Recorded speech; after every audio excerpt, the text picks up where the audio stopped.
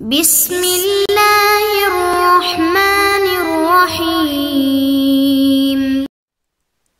نحمده ونصلی علی رسولہ الکریم والحمد للہ رب العالمین۔ آج ہم ریاض الصالحین کا باب نمبر 37 پڑھنے جا رہے ہیں۔ یہ باب ہے باب الانفاق مما یحب ومن الجید، یعنی پسندیدہ اور عمدہ چیزوں کو اللہ کے راستے میں خرچ کرنے کا بیان۔ اس باب میں بتایا جائے گا کہ کمال تو یہ ہے کہ اللہ کے راستے میں جو چیز خرچ کی جائے وہ عمدہ اور پسندیدہ چیز ہو۔ تو جیسا کہ امام نووی رحمہ اللہ کی عادت ہے کہ وہ پہلے اپنے باب کے متعلق جو قرآن پاک کی آیات ہوتی ہیں ان کو ذکر کرتے ہیں، اس کے بعد احادیث کو لے کر آتے ہیں۔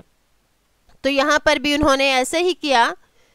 قال اللہ تعالی لن تنالوا البر حتی تنفقوا مما تحبون، ارشاد خداوندی ہے ہرگز نہ حاصل کر سکو گے نیکی میں کمال جب تک نہ خرچ کرو اپنی پیاری چیزوں میں سے۔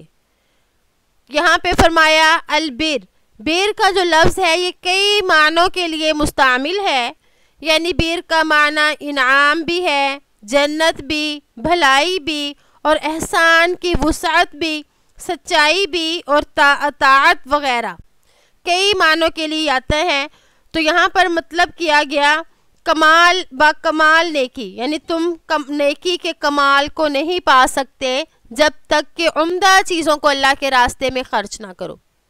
وقال تعالی یا ایھا الذین آمنوا انفقوا من طیبات ما کسبتم ومما اخرجنا لکم من الارض ولا تیمموا الخبیث منہ تنفقون۔ اللہ تعالیٰ کا ارشاد ہے کہ مومنوں، جو پاکیزہ اور عمدہ مال تم کھاتے ہو اور جو چیزیں ہم تمہارے لیے زمین سے نکالتے ہیں ان میں سے خرچ کرو، اور بری اور ناپاک چیزیں دینے کا قصد نہ کرو۔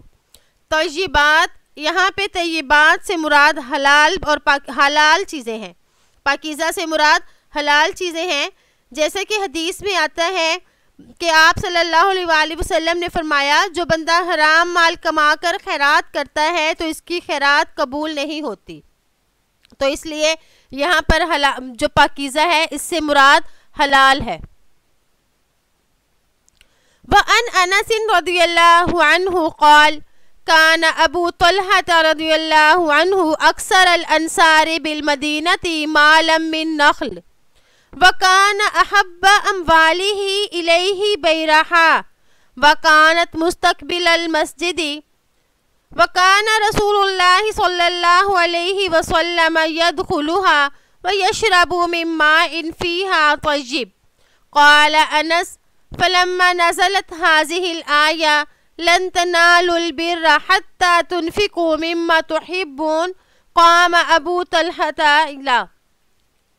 حضرت انس رضی اللہ تعالیٰ عنہ سے روایت ہے، وہ فرماتے ہیں کہ کان ابو طلحہ، کہ حضرت ابو طلحہ رضی اللہ تعالیٰ عنہ مدینہ منورہ میں تمام انصار سے زیادہ کھجوروں کے باغ کے مالک تھے۔ اپنے تمام مال سے بیرحا باغ زیادہ محبوب تھا اور یہ باغ مسجد نبوی کے سامنے تھا۔ رسول اللہ صلی اللہ علیہ وآلہ وسلم وہاں تشریف لے جایا کرتے تھے اور اس کا عمدہ پانی بھی نوش فرماتے تھے۔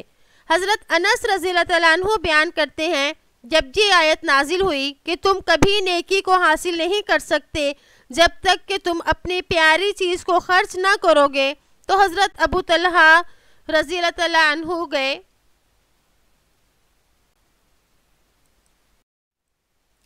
رسول اللہ صلی اللہ علیہ وسلم فقال یا رسول اللہ ان اللہ تعالی یقول لن تنالوا البر حتى تنفقوا مما تحبون وإن أحب أموالي إلي بيرحا وإنها صدقة لله تعالى أرجو برها وزخرها عند الله وزعها يا رسول الله حيث أراك الله۔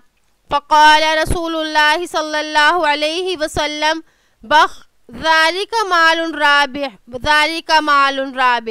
وقد سمعت ما قلت وإني أرى أن تجعلها في الأقربين.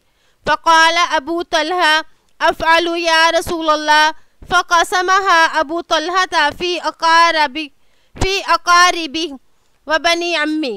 قوله صلی اللہ علیہ وسلم مال رابع روی فی صحیح رابع و رائح.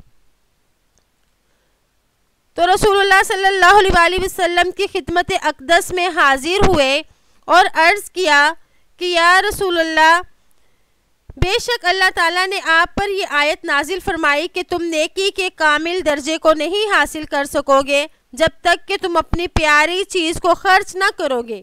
میرا یہ باغ بے رہا سب سے زیادہ مجھے پسند ہے اور میں اس کو اللہ کے لیے صدقہ کرتا ہوں. اس کے اجر و ثواب کا اللہ سے امیدوار ہوں. لہٰذا یا رسول اللہ، آپ اس باغ کو تقسیم فرمائے جیسے اللہ تعالیٰ آپ کو سمجھائے. رسول اللہ صلی اللہ علیہ وسلم نے فرمایا واہ واہ، یہ مال بہت مفید ہے، تیرا یہ مال بہت مفید ہے. میں نے تمہاری تمام بات سن لی. میرا خیال یہ ہے کہ تم اس کو اپنے قریبی رشتہ داروں میں بانٹ دو. حضرت ابو طلحہ رضی اللہ تعالیٰ عنہ نے عرض کیا یا رسول اللہ، میں اسی طرح کر لیتا ہوں. چنانچہ ابو طلحہ رضی اللہ تعالیٰ عنہ نے وہ باغ اپنے قریبی رشتہ داروں اور چچا زاد بھائیوں میں تقسیم کر دیا. مال رابع صحیح روایت میں با مواحدہ کے ساتھ ہے اور یا مسنات کے ساتھ دونوں طرح مروی ہے، یعنی اس کا فائدہ تم کو حاصل ہوگا. بیرہا کھجوروں کے باغ کو کہتے ہیں. یہ با کے کسرہ اور فتح کے ساتھ مروی ہے. اس حدیث میں صحابہ اکرام رضی اللہ تعالیٰ عنہم کے دینی جذبات اور کمال ایمان کو ذکر کیا گیا کہ ان کا ایمان کس قدر کامل تھا اور دین کے لیے ان کے جذبات کتنے اعلیٰ تھے کہ جو اللہ اور اس کی اطاعت اور قیامت کے دن اعلیٰ درجات حاصل کرنے کا ان کے اندر کس قدر جذبہ تھا کہ ایک آیت کے سننے کے بعد ہی حضرت ابو طلحہ رضی اللہ تعالیٰ عنہ اپنے محبوب اور پسندیدہ باغ کو یکدم خرچ کرنے کے لیے آپ کی خدمت میں آ گئے. یہ صرف حضرت ابو طلحہ رضی اللہ تعالیٰ عنہ ہی کی بات نہیں تھی، بلکہ اس آیت کے نازل ہونے کے بعد جس صحابی کو جو چیز محبوب تھی اس نے اسے اللہ کے راستے پر دیا.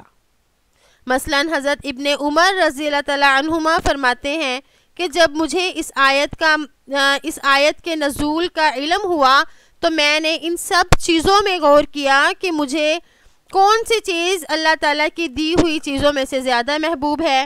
تو مجھے اپنی باندی جس کا نام مرجانہ تھا وہ بے حد محبوب تھی. میں نے اسے آزاد کر دیا اور میں چاہتا تو آزاد کرنے کے بعد نکاح کر سکتا تھا، مگر میں نے اس طرح سے بھی اسے اپنے پاس رکھنا پسند نہ کیا اور اس سے نکاح نہیں کیا. اسی طرح دوسرے صحابہ کے بارے میں بھی آتا ہے اور حضرت عبداللہ بن عمر رضی اللہ تعالیٰ عنہ کے بارے میں یہ بھی آتا ہے کہ وہ غرباء میں شکر تقسیم کیا کرتے تھے.